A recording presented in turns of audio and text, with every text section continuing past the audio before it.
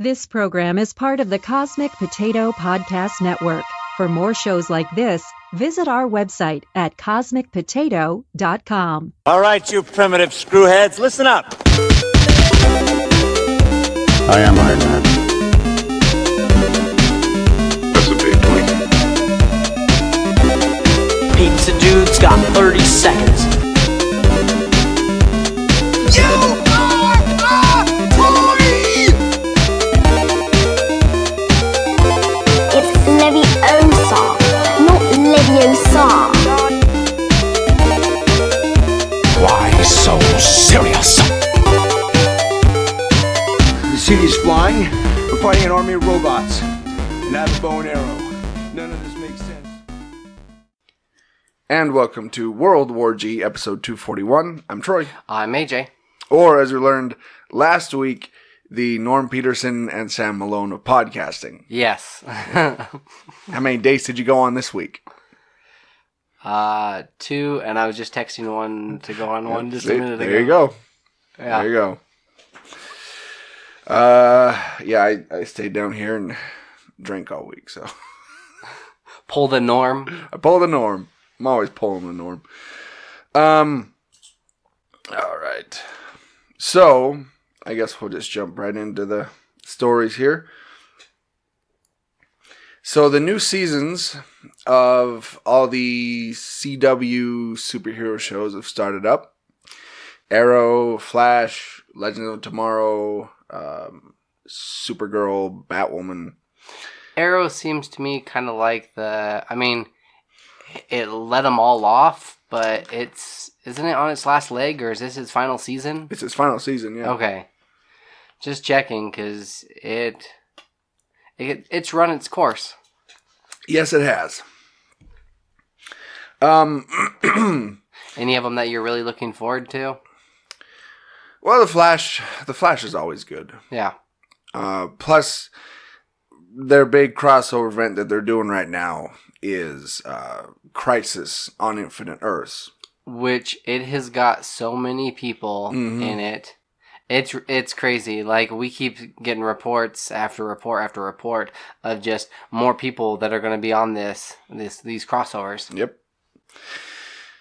One of which is, and I'm very happy about this, getting their own spin-off show. Tyler Hoechlin's Superman is getting his own spin-off. A Superman and Lois Arrowverse spin-off TV show is in the works at CW, with Tyler Hoechlin and Elizabeth Tulloch set to reprise their roles. Hoechlin originally joined the Arrowverse in Supergirl Season 2 premiere, which also marked the show's move to the CW from CBS, where its first season originally aired. Hoechlin has since reprised his role as Kara Danvers' cousin Clark Kent, aka Superman, a handful of times. Yeah. So I'm excited for this one, because he is a good Superman. Is there anything that they can do different? Because they've had Superman television shows in the past. Is there anything that they can do differently to kind of make it more interesting? Well, I don't know if this is going to be more interesting, but the show is it's going to focus on Superman and Lois. Yeah. Much like the show back in the early 90s did. But they are going to have a child. Okay. So I don't know if that makes it more or less interesting. Yeah, because then the whole dynamic shifts a little bit, you know? He's not only worried about Lois, he's now worried about his child. Right. Right? Right. One more person to kind of think about. Mm-hmm. But yeah, like I said, Tyler Hoechlin's Superman is really good, and I am kind of a stickler for Superman, and I said when I first saw him on Supergirl, because one, those are the only Supergirl episodes I watch, right? Either when he's on it or when it's the crossover across all the shows, yeah, and I have to watch it to catch up with the story. When I first saw him, I thought he needs his own show. And now finally he's getting one. Yep. Do you think that They will follow the comics, and their child will have super abilities as well. I'm assuming. Right? I'm assuming so. I mean, you probably won't see that. Perhaps at the end of the first season, you'll see like the baby's eyes glowing red or something. Right. But I could eventually see them, playing that up a little bit if it does really well and gets a couple of seasons. But which I think it will. If because if Supergirl has gotten this a couple of seasons, right? Exactly. If Supergirl's on its like third or fourth season or something like that. Yeah. Then yeah, I think Superman can make it, especially if they start bringing in, the classic Superman villains. Mm-hmm. If they will they keep it consistent with like Lex Luthor, who they've already cast? I would assume.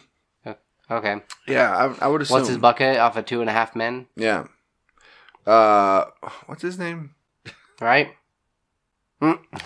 He was Ducky. Dang, I can't remember. Anyway, yeah, I'm definitely excited for that, and I'm definitely going to be watching. It also tells me that they're pretty much going to focus on Superman on television instead of in the theater, instead of in film. Right. Seems like, okay, let's give Superman a rest in the movies for a while, and let's just focus on television. Well, you're able to flush out his story a little bit better. You have more episodes, you have more time to work with, right? And everybody knows Superman's origin. He's been around for so many years, Yeah, you don't need to. It's not like we have to rehash that or anything. No. Yeah, we all know. I believe that the next Superman movie that they come out with, or I'm hoping at least, it'll be where he's been Superman for quite some years and, is pretty familiar with the lay of the land. Yeah. And some villain, some big bad comes in to try to, disrupt everything. He's been Supermaning for a while. Yeah. Yeah. So Joaquin Phoenix, or AKA Joker, his makeup took less time than Heath Ledger and Jared Leto because he couldn't sit still. That was the primarily that was the main reason why his makeup took less time. You didn't get a chance to read this, right? I did. Oh, you did? Okay. I did. I was going to ask you the times. Okay, first off, we've got his time, which his took about Joaquin Phoenix's took about 15 to 20 minutes to do his makeup. Heath Ledger, it was 1 hour max. But it was kind of interesting when I was reading this article about that, is they said that Heath Ledger would control his face while he was laying in the makeup, so that it had more of it had cracks and it looked like it was more like he had slept in it. Those wear and tear, like he'd had it on and it actually, for quite some time, and he never took it off. Yeah. And then Jared Leto, because he had 6 to 7 layers of makeup that they had to put on him, it took about 3 hours. That's interesting, because you look at the three and you think the one that would take the longest would be Heath Ledger's. Well, because not only do they have to do the makeup, but they have to do the prosthetics on the corners of his mouth.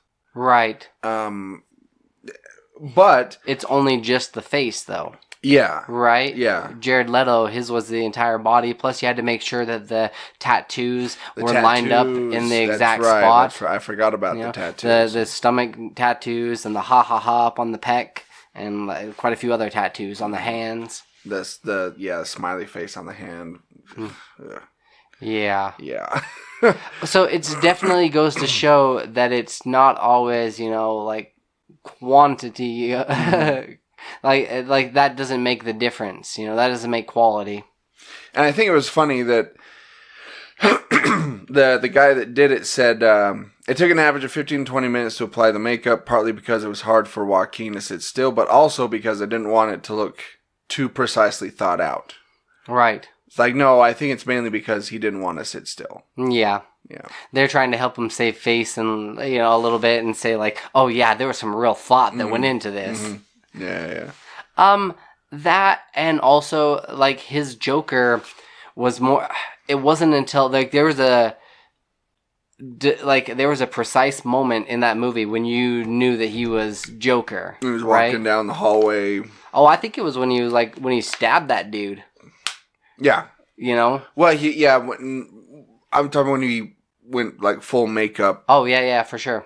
But dancing like on the stairs. It was kind of thought out, but like he was way more meticulous. Yeah.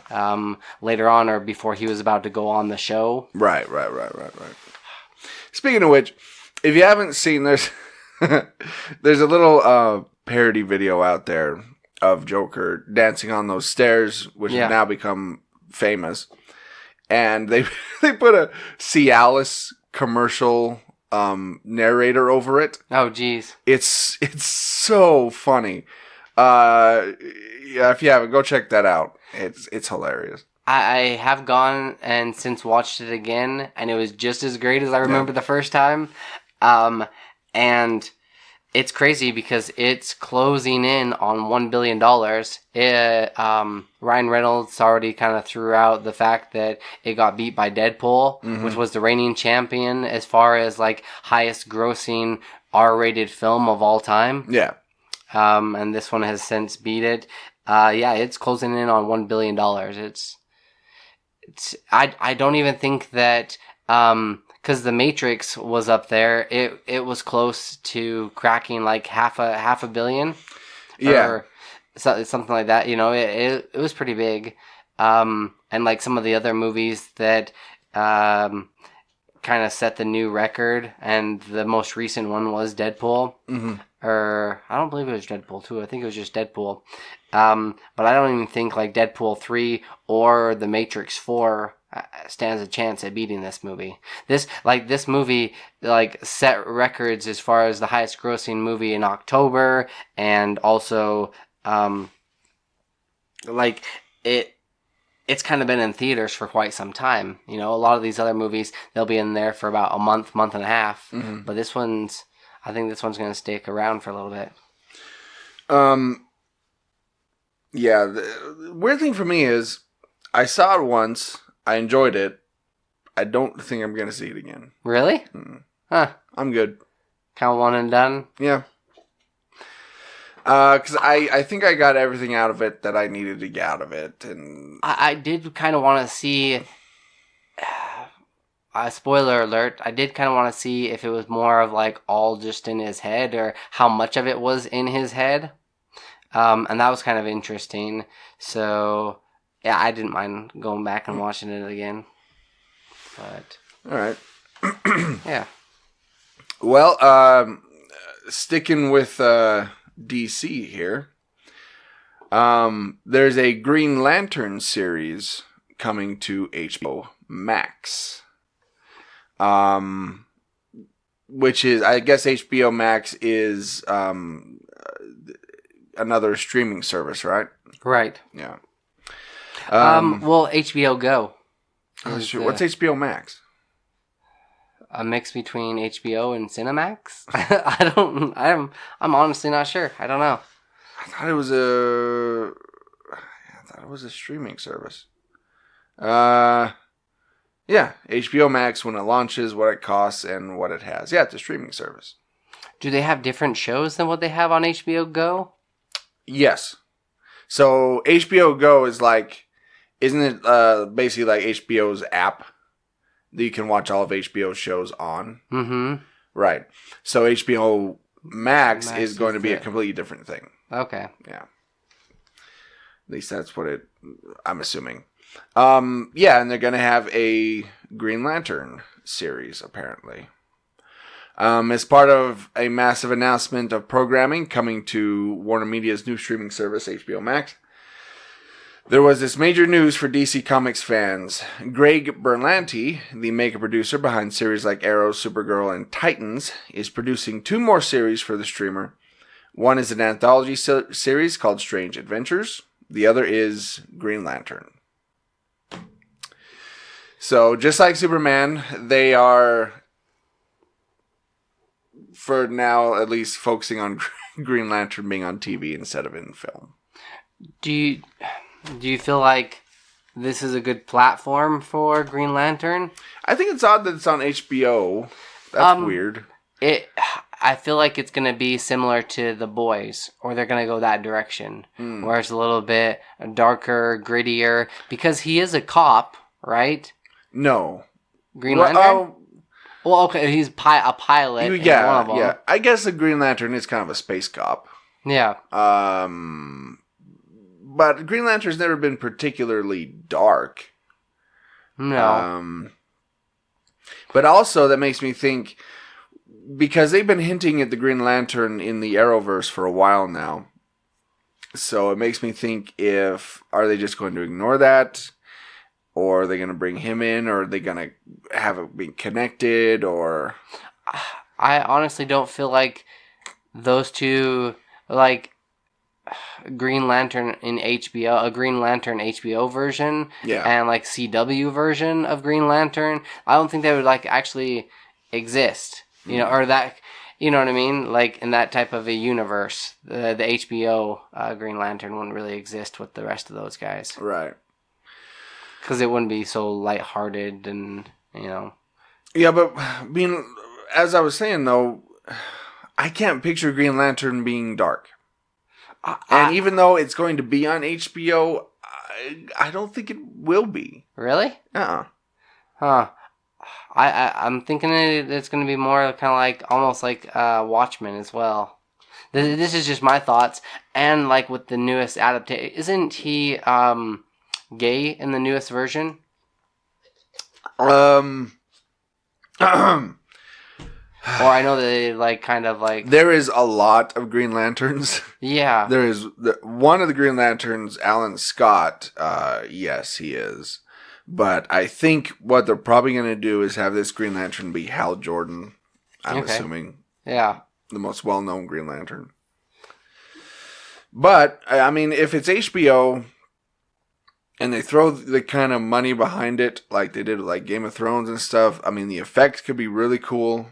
Yes. Because that's the biggest thing, right? I mean, Green Lantern, you know, slinging the ring around, creating all these things with all these images with the ring. I mean, that's really what people want to see.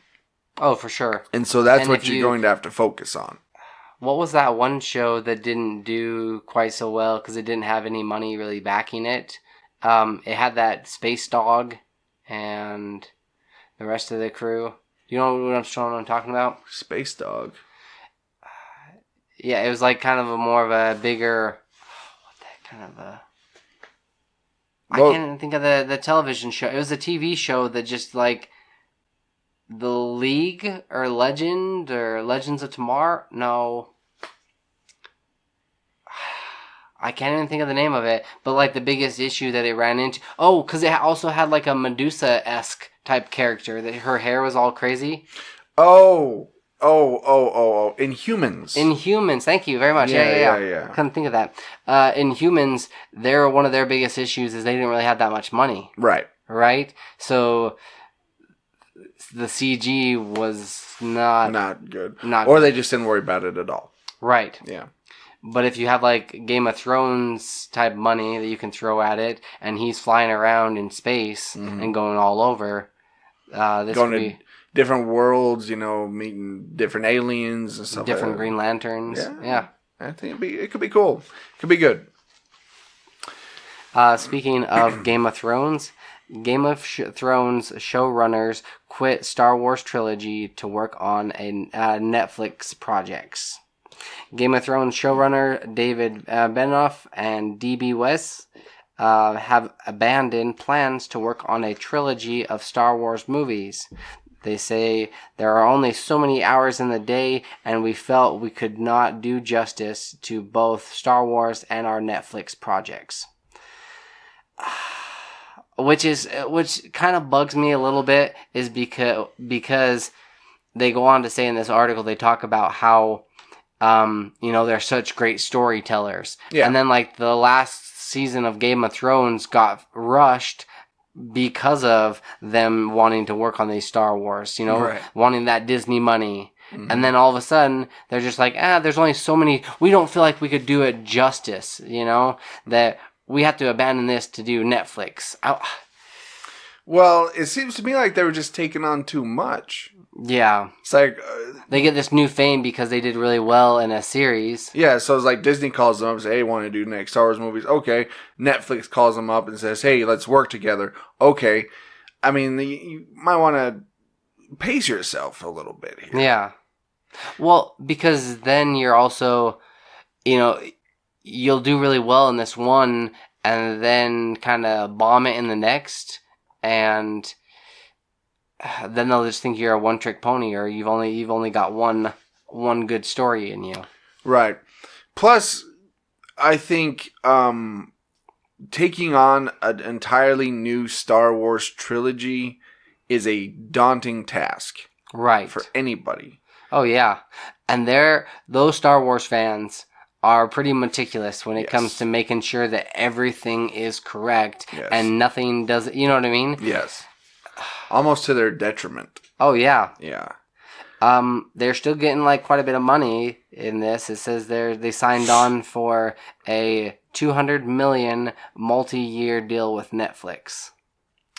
Man, we need to make something. Right? We need to make a TV show or something. Yeah. Or just get like an idea. Why can't we have an idea and run with it? Run with it. Why can't we have $200 million from Netflix? Right? They're just throwing it at anybody and any projects. Yeah. I've seen some horrible things on Netflix. Yeah. We could at least do that. We could make something horrible. Yeah. That'd be easy. Yeah. No. We're in the wrong line of work. Podcasting just, isn't very lucrative here. No. But going back to Star Wars, the new series, The Mandalorian, which I'm really looking forward to. Oh, after seeing that first trailer, I was on board for sure. This plus the new Superman TV show plus Picard series. Dude. Man, I am just like on cloud 9 when it comes to TV. Yeah. It's freaking awesome. So The Mandalorian, apparently, in episode 1, in the beginning of episode 1, it's going to contain a dramatic Star Wars universe spoiler. Now, this is interesting because I don't know what kind of spoiler it could be, because The Mandalorian takes place after Return of the Jedi. I think that's 3 years after Return of the Jedi. Okay. So it's like, what spoiler could you possibly use that, or say that we don't already know? Yeah. You know what I mean? Mm-hmm. It's not they're going to come out and say, oh, by the way, Darth Vader was Anakin Skywalker the whole time. It's like, yeah. Well, say what? Yeah. Yeah. It's like, I don't know what kind of spoilers. I don't know. It's weird. Are you pretty familiar with the books as well? And perhaps they're bringing in one of those characters? Well, I don't think that would be like a spoiler, though. I mean, it says it contains a dramatic Star Wars universe spoiler. So I don't know. It that doesn't make sense to me. unless there's some revelation that's going to tie into the new Star Wars film. Okay. Yeah. Maybe it has something to do with the Empire or the Emperor, because this is right after Return of the Jedi. So this takes place 3 years after. So this is after the Empire's been defeated. This is after Palpatine has been killed, or so we thought. So maybe it has something to tie in with that. But that's really the only thing I can think of. Yeah. What about like the origin of any characters? I don't know. I mean, I'm just trying to spitball here. With Mandalorian, maybe it has something to do with Boba Fett, or maybe I don't know. I don't know. All I know is this show looks freaking amazing, and it comes out on November 12th. And that's 9 days from now. Yeah. I just realized we're in November. Woo! Awesome. For some reason, I thought we were still in October. I work nights, so... Are they only dropping one screwed. episode at a time? I would assume, yeah. Yeah. Okay. Which, like, Netflix has spoiled me with that because... And we'll talk about it later, but, like, with the Watchmen series, like, I want all the episodes. Yeah. I don't like waiting week to week. It's like... It's weird. We've since, like... I did that as a kid. I want to do that as an adult. Yeah. Long have gone the days that we have, like, commercials in between our shows, and now it seems like we're wanting to consume the whole series, or binge watch it. Yeah, it's amazing how Netflix has kind of changed, like, our perception on all this stuff. Right. Like, on television and everything. Because I used to remember, but, like, back in the day, watching, like, Dragon Ball Z, like, all the next episodes coming out, like, it looks so good, and then they would always, like, tease a little bit of the episode that was coming out, and, like, oh, that's gonna be so cool, he's doing a spirit bomb or something, and, like, waiting, and I didn't mind waiting, and now it's just like, I need this, like, the whole series here. Come on, guys. Right now. Right here. Yep. Yeah. But yeah, there's a new trailer for The Mandalorian that came out just a couple of days ago, and yeah, you should go watch it because it looks so good. Oh man. I don't think you're gonna see any Jedi or anything in this show, I'm pretty sure. Which is fine. I'm actually cool with that, yeah. Because it looks like it's just a straight up Western. It takes place in the Star Wars universe, which is just so freaking cool. Man, it looks good. Combining two of our loves, Westerns and Star Wars. Yeah. Another television show that's coming out soon. HBO has announced that the new Game of Thrones spin-off is going to be called House of Dragon. This 10-episode project is set 300 years before the events of Game of Thrones. It's going to primarily focus on the Dothraki, which is where Dany's and her people are from. But I honestly feel like if this one doesn't do well, then that might be the end of Game of Thrones. Yeah. I agree. And I don't know how interested I am in this story at all. I can't see it. I mean, they'll for sure focus on, like, a couple of characters and how they intermingle in this ancient civilization. Yeah. But I guess this takes place during their civil war, so that could be kind of interesting, going up against, battling other people and other thrones, but back in the day, or other competing houses. But yeah, I don't know. I thought it'd be like, maybe if I see like a cool trailer, it'll spark some interest, but as of now, it just seems kind of meh. Yeah, plus I think the final season left such a bad taste with everybody. It kind of soured Game of Thrones for people. Yeah, for sure. And so if they are going to make this and are going to release it, I suggest they wait for a while. Right? Yeah, where the hatred for the final season kind of dies down and people start to go, well, it wasn't that bad. And it's like, oh, I kind of miss Game of Thrones. And then bring the prequel in. Yeah. Yeah. They're jumping on it pretty quick. Yeah. As if like there was like, because I feel like one of the problems is they looked at how many people watched the last episode, and yeah, we watched it because we were too far invested in it and we wanted to see kind of how it ends, you know?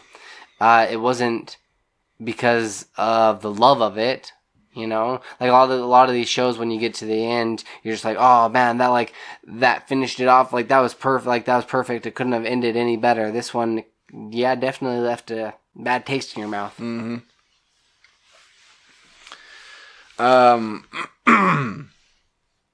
So, Peyton Reed, I had no segue for this story, so I'm just going to go into it. No. Peyton Reed will direct Ant-Man 3 for Marvel Studios, which is good because he also directed Ant-Man and Ant-Man 2. So it's good that they're sticking with the same director, so you get kind of the same vibe throughout the entire series. That same consistency. And I like that there is going to be an Ant-Man 3. Oh, most definitely. Because I like that character. Did you like the second one as much as the first movie? No. Right? I thought it was a little bit campy when they kept, like, shrinking and, like, cars and making them bigger and going all over the place. And... I mean, I enjoyed Ant-Man and the Wasp. I thought it was fun. I've only seen it once. Okay. I haven't gone back and seen it again. But yeah, I like it. I really like Paul Rudd as Scott Lang. Did you see what he dressed up for as Halloween this year? Mm-hmm. Weird Al. Weird Al, yeah. And there was a bunch of comments like his daughter is dressed up as the Wasp. Yeah. Carrying a Marvel Avengers Halloween bag. Yeah. And her dad is literally Ant-Man. And who does he go as? Weird Al. Yeah, that was pretty perfect. Yeah. He's a pretty funny comedian. I like him. Yeah, he also recently did Hot Ones on YouTube, mm-hmm. which was pretty good. So. Oh yeah. Yeah. And I've yet to watch his new that Netflix movie he did. Living with Yourself? Mm-hmm. No, I haven't checked that one out. Or Fighting with Yourself, or something. I think it's Living with Yourself, yeah. Where it's, kind of a clone, I guess, of him, and, yeah. It'll be interesting. Check that out. Yeah, for sure. We now finally have a date for Spider-Man Into the Spider-Verse sequel. It's going to be set for April 8th, 2022. Which seems pretty dang far away. The main reason I bring this up is because, I mean, of course we knew that it was going to get one. You know, we just didn't know when exactly. But how do you? Because they won an Oscar, right? Because it was so innovative and creative, and the story was there, and it was really heartfelt. Yeah. And I loved that they had like the Spider-Man going at different cadences and at different speeds, like as far as the camera goes. Because Miles, when he first started out, his movements seemed a little bit more clumsy and lumbersome. Yeah, you know, because he hadn't like figured it all out just yet. But how do you one up what they've already done? Without it becoming like a Cloudy with a Chance of Meatballs 2 or Ice Age, 2 or one of these other ones. How do you really like keep people really interested? Is it the villains? For this franchise, I would say no. I would say for this, it's who else what other characters do you bring in? Right. You bring back Spider-Gwen, which I'm sure they will. Do you introduce Spider-Man 2099? Which, now I think about it, I bet that's what they're going to do. Yeah. Maybe it's kind of a futuristic story. Like Miles heads to the future. Because at the end of the first one, it kind of seems like he's going to go do something with Spider-Gwen, because she kind of shows up at the very end. And the only like the big famous Spider-Man that they have yet to show is Spider-Man 2099. Right. So I'm betting in the sequel he's going to show up. That's my guess. Okay. How do you, because the technology isn't new and it's only going to get better, how do you kind of like? Does this have a potential for a repeat with an Oscar? Or do you think it doesn't even have a chance? So they just play up these other characters. I don't what. Because it really wasn't like looking for an Oscar. It just kind of happened. Yeah. I think if they just focus on the story, don't worry about trying to get another Oscar or anything like that. Just focus on the story and the characters, because a lot of the time, these animated sequels tend to go a little overboard. Right. Like you were saying with like Ice Age and stuff like that. They tend to get really campy and kind of stupid. But I think with Spider-Man, I think they're trying to create a more serious tone. Like they're treating these characters a lot more seriously. And they're basically approaching them like they were like a live action superhero movie instead of like an animated movie for kids. Right. And so I think because of that, I think the sequel will be good. It should be good if they have all the same people involved. I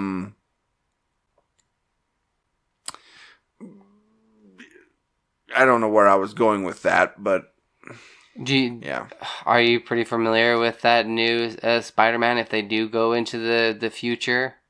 2099? Yeah, kind of.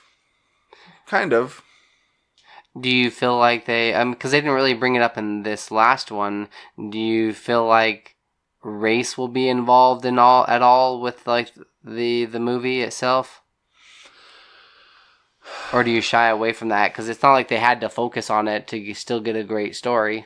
Right. I mean, I'm just thinking like if they do something edgier, you know? Yeah. I mean, they focused on it a little bit in the first one.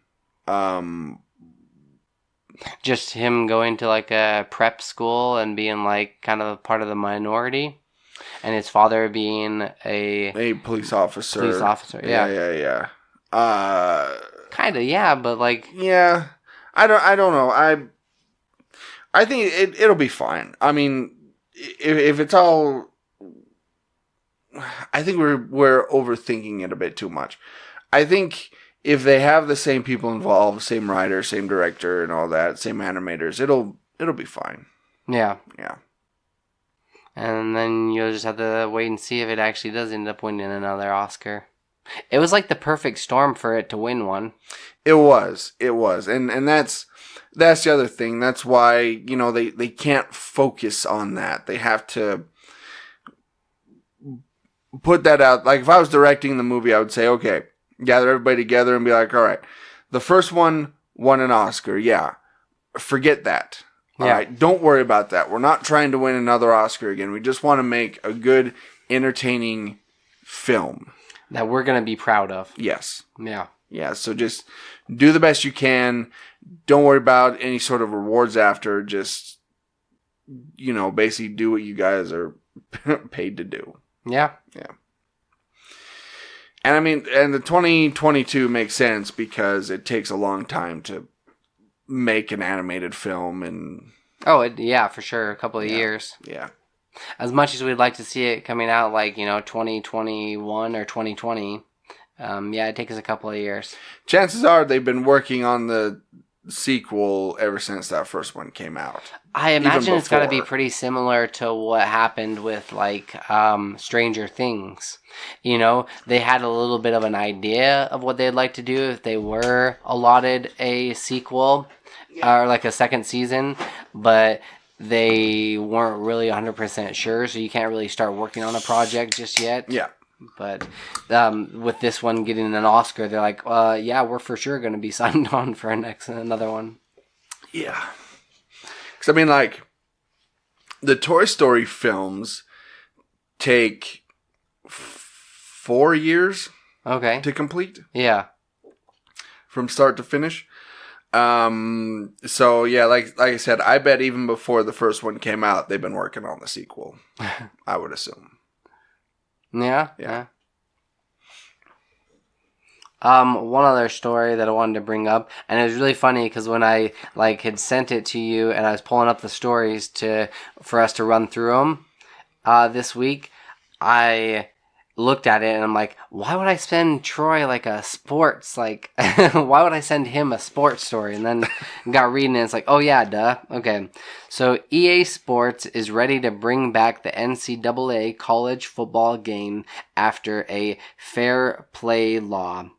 A big step was taken with the fair play law. EA Sports immediately jumped on the opportunity to receive a beloved video game series back.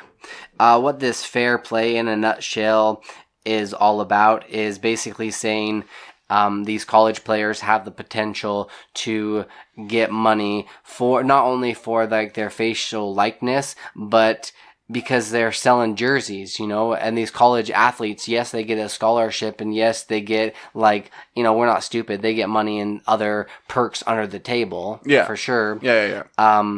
But it'll be on the surface that's just like, hey, if you perform well and do really well, then we're gonna pay you for this because these college stadiums and these colleges are making money off of you, so you should be making a percentage of it. Yeah.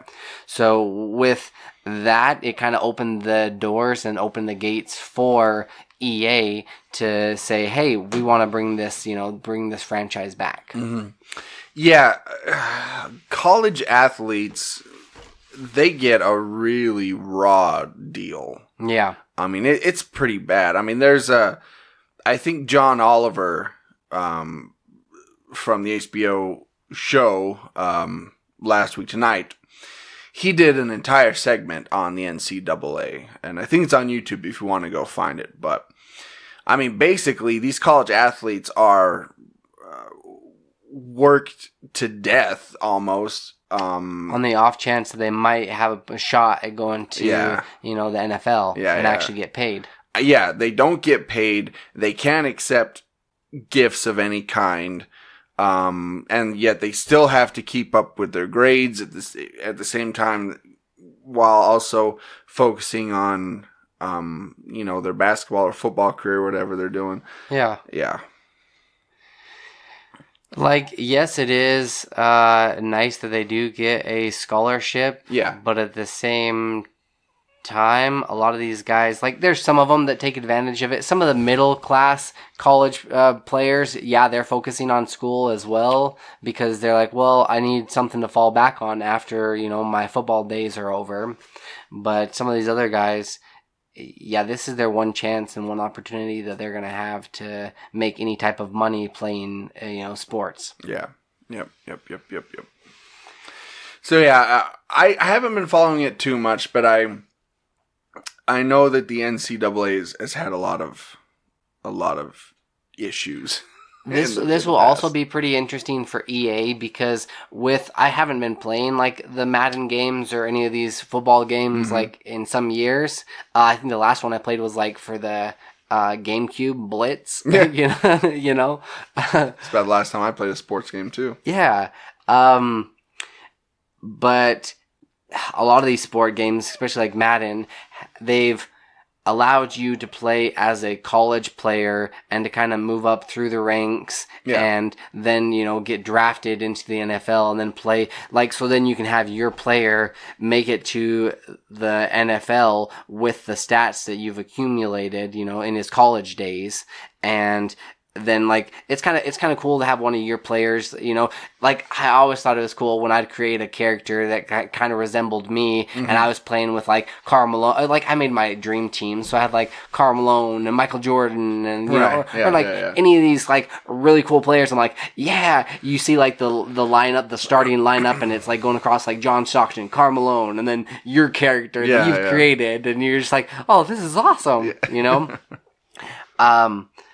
But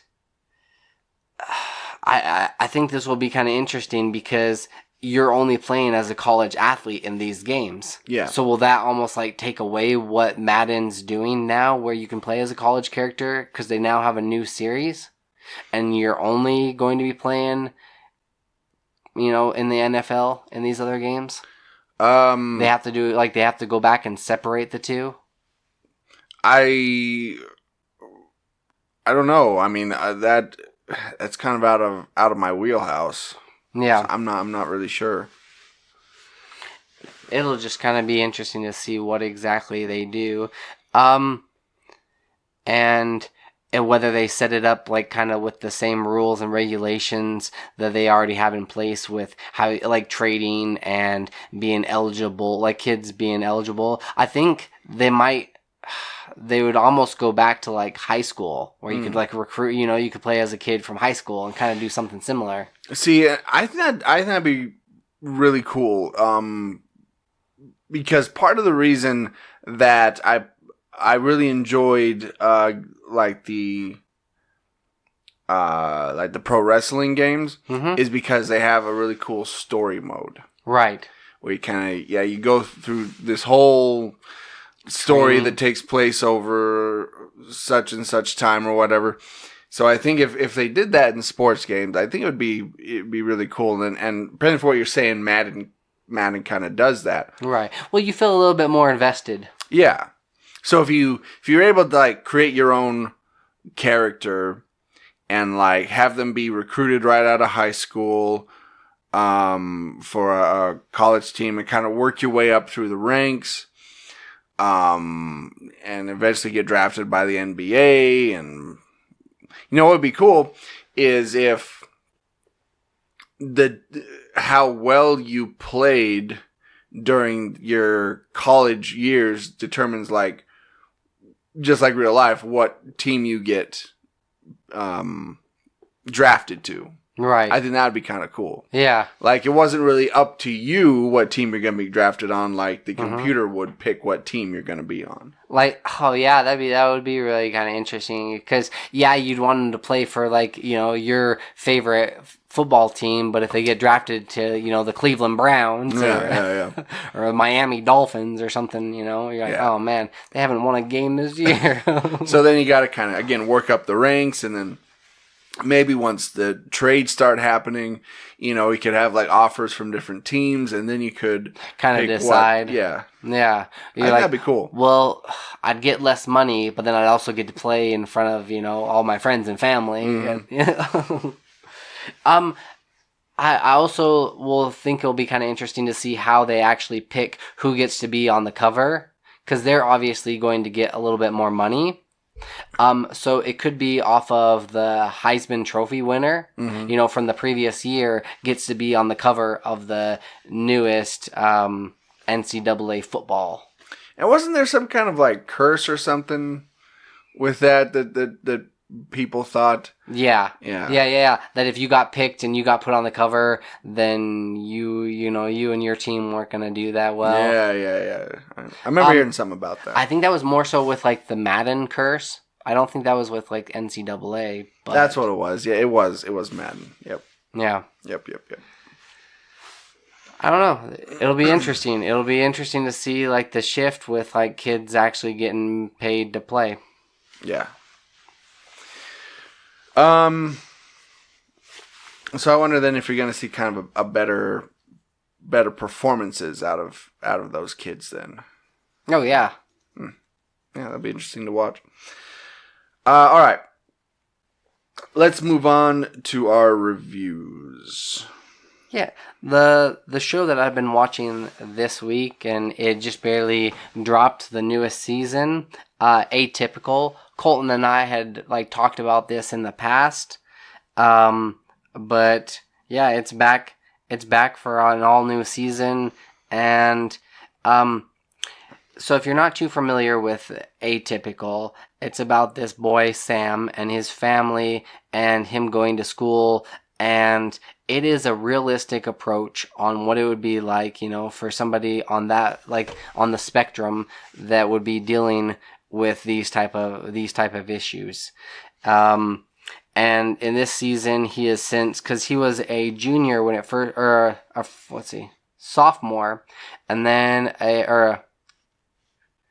was a junior and then a senior in the first two seasons, and this season he's starting college and has like a whole new set of like problems. Yeah. But I really like the development of Sam's character because, you know, for like in earlier seasons, he used to like just have to throw on some headphones and just like go to his happy place and start reciting all these different like types of penguins to kind of like ground himself. Yeah.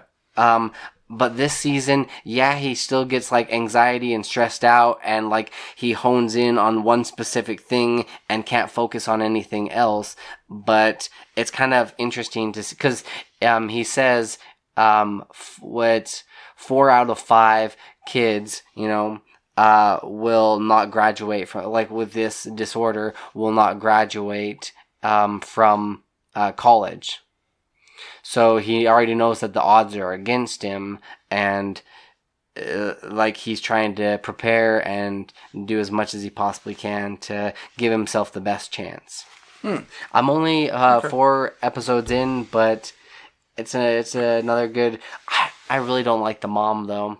I almost feel like she has a mild case of autism as well.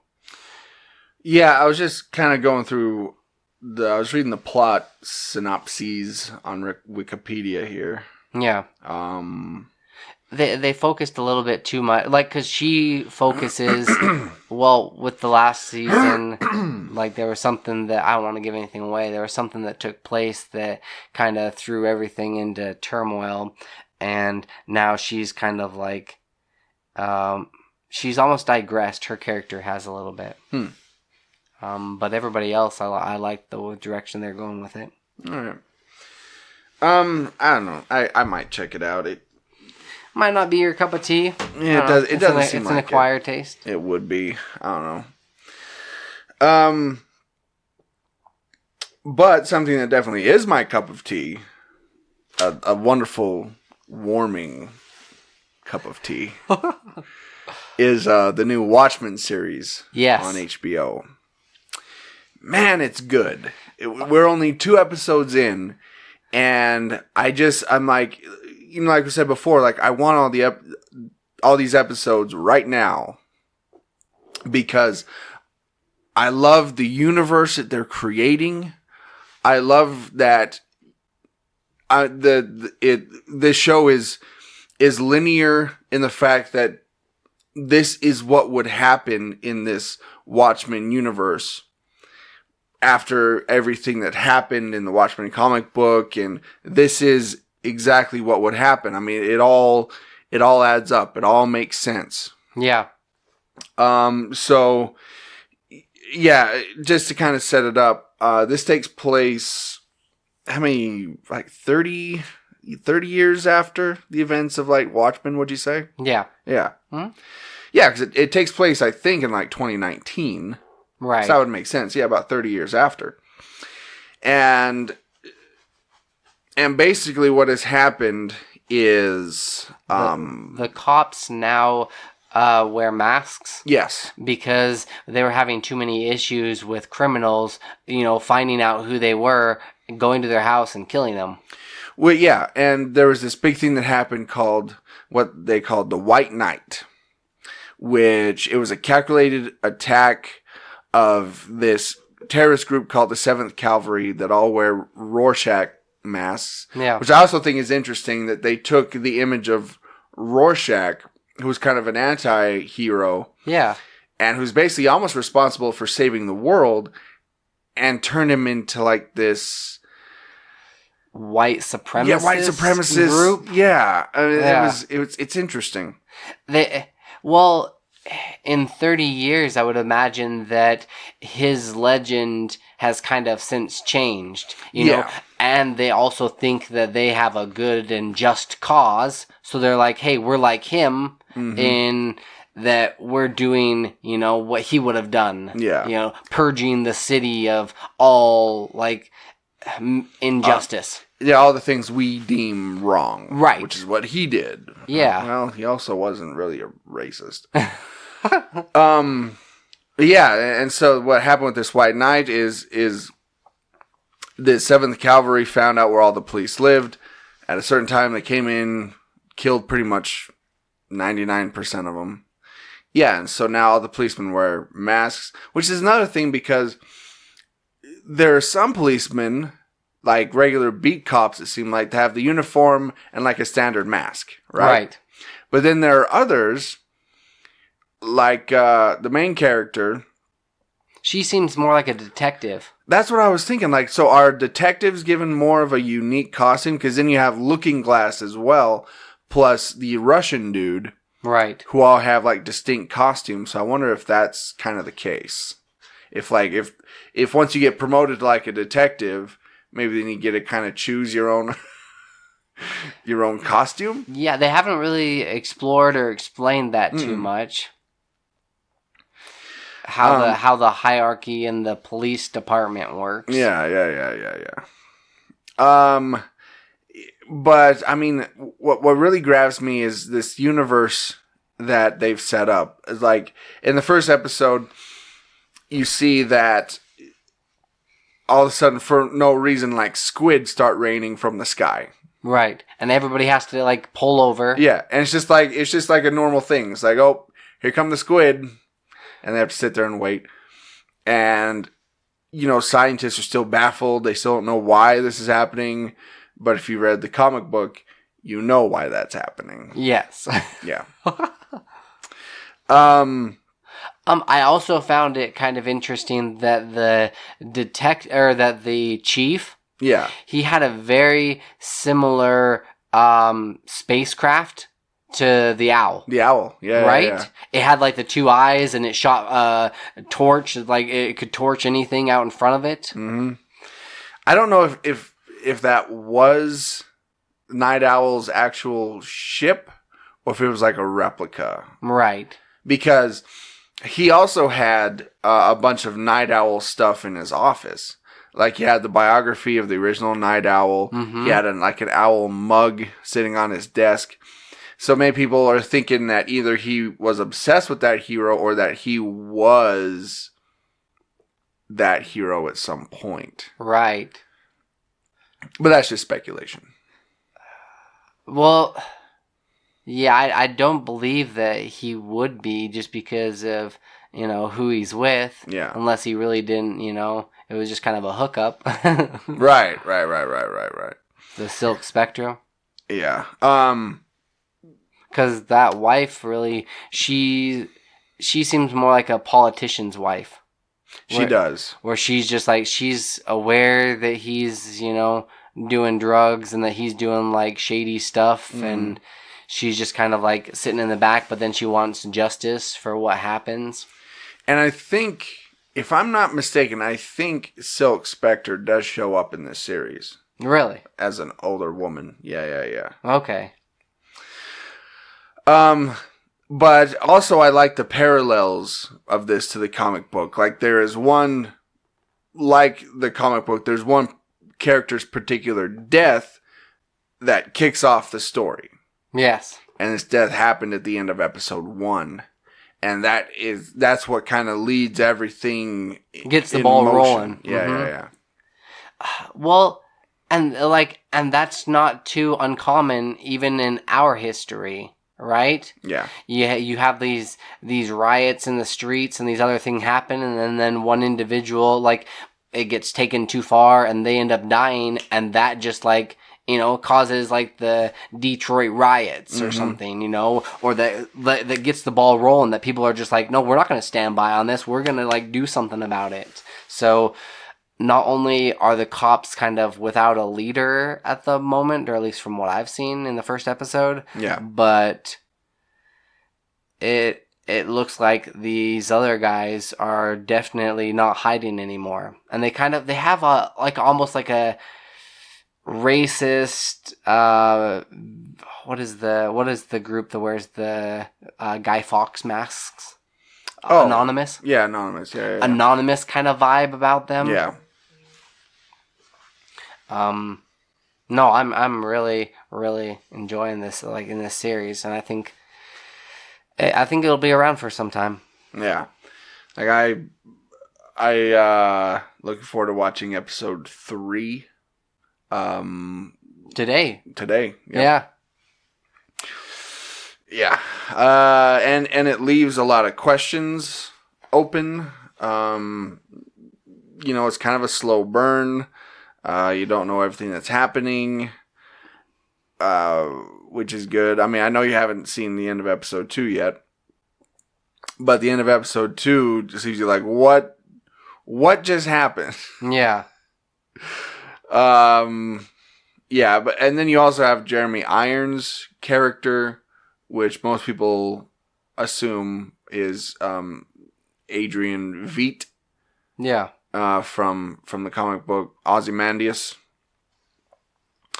And he's doing his own thing, and there's a bunch of different stories going on at the same time, and that's why it's also nice to get like a whole season to just drop, because then you get the whole entire story, and you're not like, wait, now previously, you need like a recap kind of deal. Yep. Because there is so many different like little stories going on. Yeah. Yeah, and just like the comic, you do get you do see a blue penis. Oh wow, Dr. Manhattan. Kind of. Okay. Yeah. It only took him 2 episodes to get there. To get the blue dick on screen. Only 2 episodes. Oh, jeez. Yeah. I highly recommend it. I mean, it's only on episode 2, so you can easily catch up if you want to check it out.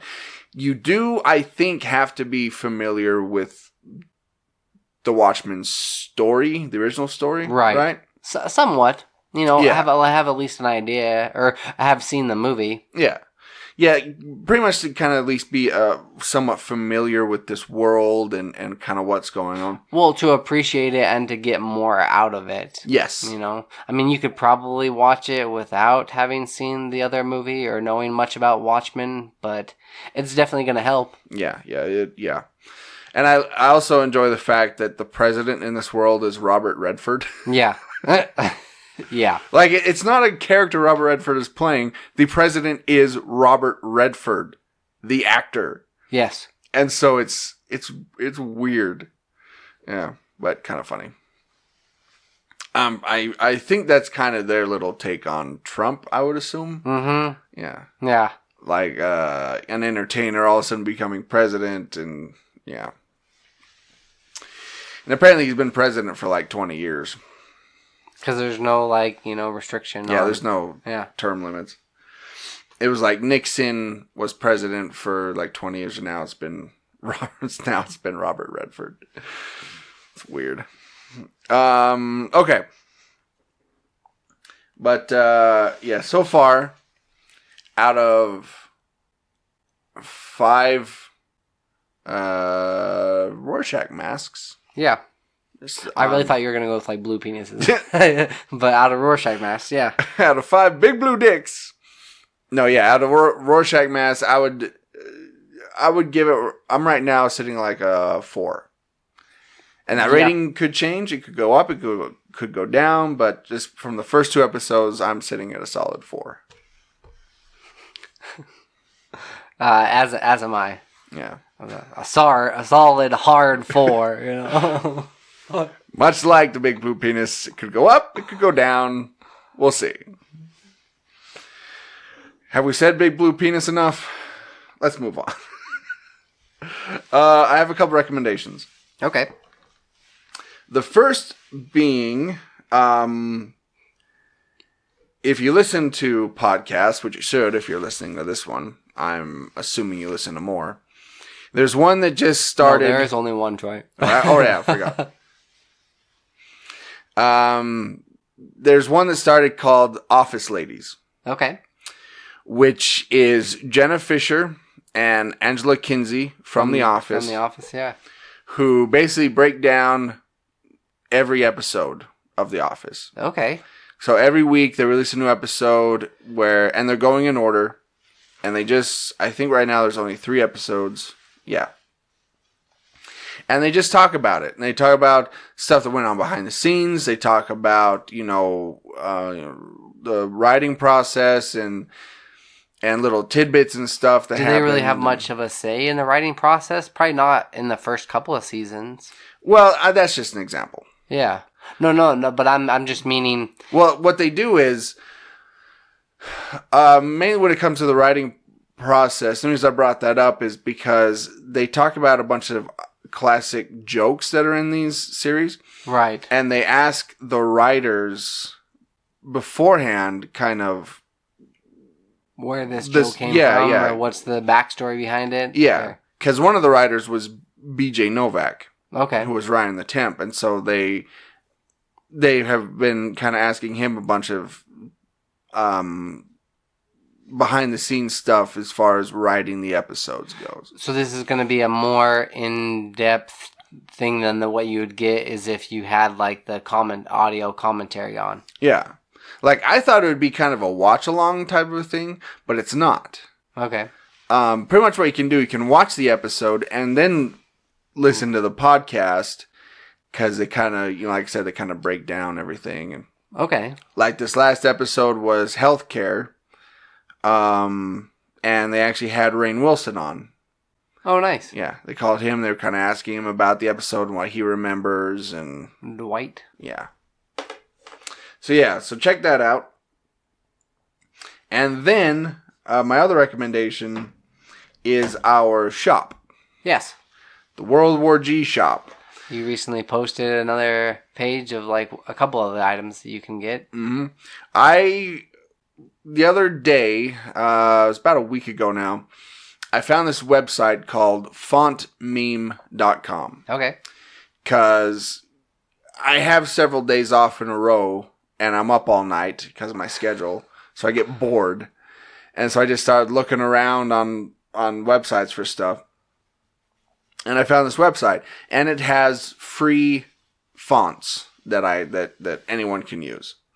And so, of course, I started putting in World War G, and I started playing around with stuff. And you came up with some really creative ones. Yeah. Well, what I did was I found fonts. There's a little tab that says fonts in use. I'm like, oh, that's interesting. So I clicked on it. And it's pretty much fonts in the style of popular movies, television shows, books, automobile logos. Which I'm really surprised that you were saying that you didn't have to pay for these. Mm-mm. Because they're some pretty iconic fonts. Yeah. And so I started using that, and I'm like, well, wait a second. I could put these in the shop. Yeah. And so, I've just been... If you've been following, I've just been going to town on this. Oh, yeah. Yeah. Like, I'm calling it the parody, what was I calling it? The parody logo line, where pretty much it's just World War G in the style of a lot of different famous logos. Like the Friends one. Which I'm wearing currently. Yeah. I got Friends, Toy Story, Avengers. I really do like the Toy Story one. That one's really clever. Yeah. Halo. I recently did the BBC. Tron. I have a Mario one I think I'm going to do here shortly. Just a similar to the Mario Kart style? Yeah. Font? Okay. Yeah. I just had just a whole bunch of stuff that's in there. But here's what I did. Every new logo that I put in the shop, I did one t-shirt. Yes. A men's t-shirt, a woman's t-shirt, a men's hoodie, and a woman's hoodie. Right. Those are the 4 basic things. Then I put a bunch of other stuff with it. But not everything is the same. So some things will have more hoodies. Some logos will have more like accessories, like mugs and hats and stuff. So you kind of got to look and pick and choose. Yeah. Which I did on purpose. Like I have a Bugs Life logo, Ninja Turtles logo. I mean, just a bunch of stuff. Would they be able to request one? Yeah, if you want. Like if you see a particular logo that maybe you want World War G-ified. Yeah, or want it Or if there's one in the shop that maybe one is like a hoodie or that's not there, email us. Yeah.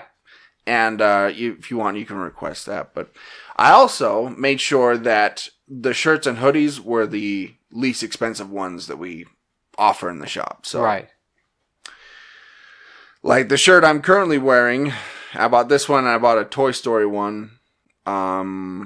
I think they are like $15. Okay. Yeah. That's not bad at all. And that hoodie right there was $31. Between $31 and $34. Which I was looking at before, and I do have my own shirt and a mug. Yeah. But they're good quality. They are pretty good quality. I've had my mug for over a year now and washed it and used it like quite frequently. And not had any type of issues with it. Same with my shirt. I use it at least like once a week, like probably. Mm-hmm. Yeah. So I have I'm just looking at the shop now. So I have the Tron logo, the BBC logo, Halo. One I really like, the Suicide Squad logo that I did. I thought that was kind of cool. I haven't had a chance to check that one out yet. Yeah, because if you see there. Oh, yeah. Like I did the skulls and stuff, and there's kind of a closer view of it. That does look really awesome. Yeah. It looks a little 21 Pilot-esque. A little bit. Yeah. I like it. But yeah, and that one's really cool because that one's really colorful and kind of unique. And I did a Star Wars logo. I did, this one's a little niche, but I did Gargoyles logo. Oh, yeah. Yeah, from the old Gargoyles cartoon. That's great. So for you 90s kids, you might like that one. A Chick-fil-A logo. I did that. I did Spinal Tap. I also like the Dare one that I did. The Dare style logo. I thought that was pretty cool. But yeah, I mean, there's just a whole bunch of stuff in there, so go check it out. I've also decided that with these new logos, it's going to be a limited time. Right. So the ones that are in there now, I'll keep for probably like 3 months or so. Okay. And then I'm going to take them all out. Yeah. Then we're going to start again. So if you want anything that's in there now, those logos, I suggest you do it quickly. Yeah. Because I'm going to delete them all and then do new stuff. So, all right. Do you have any recommendations? No. All right. Then, let's close it out. So, you can listen to all of our episodes at worldwarg.podbean.com. We're also on iTunes, Google Play, and at cosmicpotato.com. On the social media, you can find us at facebook.com/worldwargpodcast. We're also on Twitter and Instagram. Just search at WWG Podcast. And just talking about the shop, you can find all that stuff at shop.spreadshirt.com/worldwarg. You can also email the show anytime.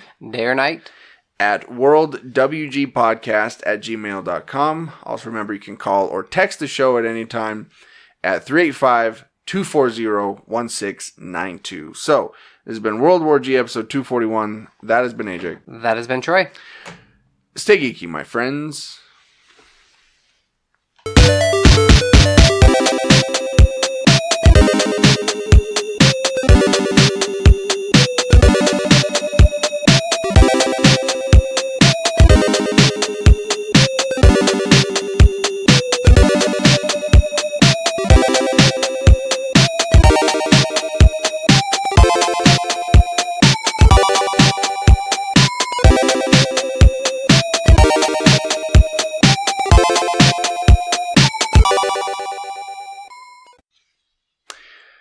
And welcome to the end credit scene.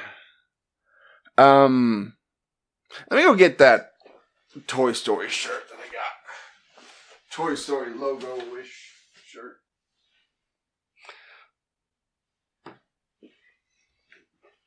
All right. Oh, that's even the right color of blue. Mm-hmm. That's spot on. So there's that. Yeah. Now, I will admit that the colors aren't as bright as I would like them. I'll admit that, but What it does look like, it's almost got like kind of a faded, like a toy would be, you know, a well played toy. kind of a distressed type of thing.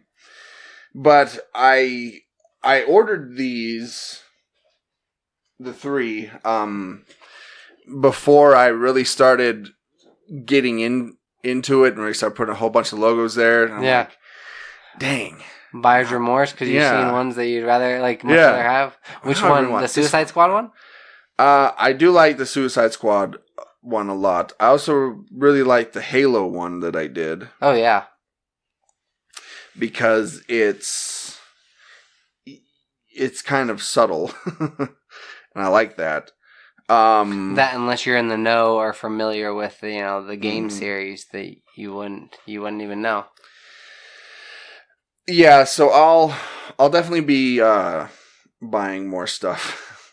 As will I. I was looking at some of those ones, especially when you were saying that they're only going to be on there for a couple of months. Yeah. Definitely going to be rocking the merch. Oh, yeah.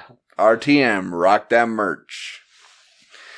Yeah, I mean, that hoodie, I'm pretty much going to wear, like, every day to work. So they don't care so much about you don't have a work attire. I mean, I have a work shirt, but I just they don't care. You want to wear a hoodie, it's fine. I have been as far as new things, I have been playing quite a bit of Call of Duty Modern Warfare. Yeah, I was tentative on getting it, but I really wanted to give it another try. They've got quite a few different really fun platforms in there, and game different modes that you can play. And the story is definitely there. Plus I wanted to get a chance because our buddy's in on this project as well. Chad. Yeah, he plays one of the characters. Man, they knock it out of the park when it comes to story. A lot of the times you worry that it's just going to be shoot 'em up, kind of nothing really to it, but they go above and beyond. This one doesn't have, just as of yet, at least a zombie, mode to it. Yeah. That's primarily reserved for the Black Ops ones, but yeah, really liking it. See, I tend to stay away from Call of Duty games just because they remind me of those are jock video games. Okay. Like the jocks back in high school, that's the games they would play. They were always talking about Call of Duty and Halo and that sort of stuff. So I'd always stay away from those games because I didn't want to. They were talking about it as they're throwing you in a locker. Yeah, exactly. No, luckily that never happened.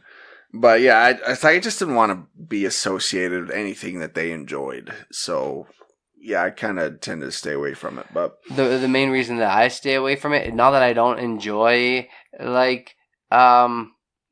group death matches, is just because there are some people that are crazy good at it. And where you can also now play it you can play with people that are on the PC as well as the Xbox and PlayStation, across all platforms or all consoles. I feel like there's an advantage, to be playing it on the PC compared to on the PS4 or on the Xbox. Right. So they'll just go in, as soon as you hop in, you're running along, you get sniped, right as soon as you get spawn killed, pretty frequently. Yeah, that's annoying. Yeah, because I think there are those people out there that just take it so seriously.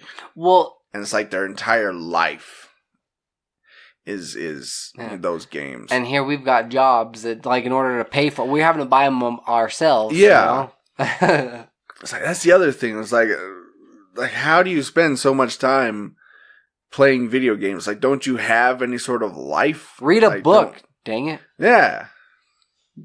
Read a Berk. Read a Berk. Berk. Read a Berk, nerd. Yeah. Read a Berk. But do you think that that's only going to continue? Because, like, not only do people love these franchises, but now that there's the potential to go pro and to be an MLG pro or to make money at it. Maybe that's what it is. Right? Maybe that's what it is. Because where I really saw this in action was the short time that I played Fortnite. Mm-hmm. And I just got owned every time I played. Yeah. Like, there was a couple times I would be in the final 2. But then that person obviously had all the best guns, you know, they'd picked up. Well, okay. And I would, like, hide as the bush for, like, the entire game. Only having, like, a pistol. Yeah. Well, and that's the other thing, is a lot of these players, you know, they'll take out, like, 10, 12 people, and then they'll be like one of the finalists, and then you've gone more of the stealth tactics, and you don't have the best gun, you're not geared up for it, and then it comes down to it, yeah. Yep. It doesn't help that, like, some of those people, when I've gotten down to, like, the finals, they're so fast at building houses. Yeah. Like, I'm barely putting together, like, a little, like, tree house, and they put together a mansion. Yeah. And they're just, like, all decked out. With giant towers that they're sniping you from. Turrets on either side. Yeah. Like, what the heck is this? No, they don't have turrets, but still. And chances are, it's like a 13-year-old that's taking you out. Oh, yeah. Yeah, it's frustrating. Stupid little kids. That's why I don't play online much. Yeah. Because of that sort of stuff. Unless the field is going to be kind of even, like Battlefield or Battlefront with Star Wars. Mm-hmm. Where pretty much everybody starts on the level at the same time, and then you just go, and you can't really get too big of an advantage over people. Right. Yeah. Then I'll play online. Then I'll do it that way. Well, even still, it comes down to, like, they're probably spending more hours playing it. You know? Yeah. And that comes with, like, skill and abilities and, like, learning little tricks of the trade. Mm-hmm. That, like, the average gamer wouldn't know. Yeah. And then to me, it's not fun anymore when that kind of stuff happens. Like, the game isn't fun anymore. Yeah. When you play with people like that, because I mean, it's a game. It's supposed to be enjoyed. It's supposed to be fun. But if you're playing with somebody that knows every little thing about the game, every little secret, that every place to hide, and the only reason that they do that is so that they can dominate everybody, it's like, what? That's not fun. No, yeah. Yeah. The other thing that's kind of interesting, and we're going to eventually see it, I don't foresee myself anytime in the future, like probably more, like less competitive games, but story-driven games, I don't see myself not going and purchasing them or playing them. You know, I'm really looking forward to the PS5. Yeah. And all those different things, like all being backwards compatible and like even faster and graphics. Like, I think it's awesome, and it's like video games have always been a part of my life. Yeah. But it'll be interesting to see, you know, like once you're like 60 or 70 years old playing video games. Right, we are like the first generation to kind of grow up entirely with video games. It's true. That I don't remember ever seeing like my grandparents or great grandparents. I mean, my dad and my mom, like my dad and my mom would play like Pac-Man and stuff sometimes with us, or play some of the Sega games that we had. Yeah. But for the most part, they didn't really like play any of the video games. That was like our thing that we were doing. But it'll be interesting to see like elderly people playing video games and just having like a good time with it. And being good at it. Yeah. And knowing what they're doing. Oh, yeah. Yeah, that'll be weird. Yeah. Yeah, my mom never ever played video games with us. Really? Ever. Yeah. Mm-mm. My mom tried it a little bit, and like she was pretty good at some of them, but yeah, no. She even really liked Rock Band. Yeah. Yeah. Even that, and that was probably the most. I mean, everybody in the family got in on that when we were playing Rock Band. Right. Except for my mom. It's just another thing. I don't think she has the coordination. Okay. Yeah. Hand-eye coordination. Hand-eye coordination. Yeah.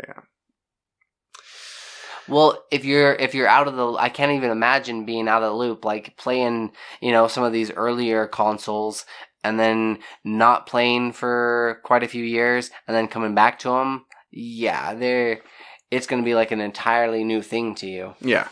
Yep. Yeah, and I think what I've decided is because I lost my PS4 in the divorce. Yeah. Is I'll just wait until next year when the PS5 comes out and I'll just buy that. Okay. Yeah. And be like, I don't need the PS4 anymore. Abuya. I got the PS5 thing. Well, that's what's also cool is people playing on the PS5 can play with people on the PS4. Yeah. Yeah. It's insane what they're doing. They're finally like stepping up their game, and it'll be interesting because I know that Xbox is going to be launching something new as well. Mm-hmm. I'm not sure the name. Like it's a lot easier with PlayStation, like to figure out the name. Yeah. And to see also what they'll do with the new DualShock. They constantly create something new. With this one, it's been like the little speaker in the front that you can use, as well as like the touch, like the little pad. Mm-hmm. It'll be interesting to see what they do. Did you get a chance at all to see anything with BlizzCon? No. The new Diablo trailer that's coming out, and also them announcing Overwatch 2. I did see. Those are the two of the biggest things. I did see that you posted that. Yeah. Overwatch 2. Yeah, BlizzCon, they really outdid themselves this year. And it'll be interesting. It'll be interesting to see what they do going forward. All right. Well, awesome. There you go. Little video game talk, which is always good. All right. I guess that's that. We'll see you next week.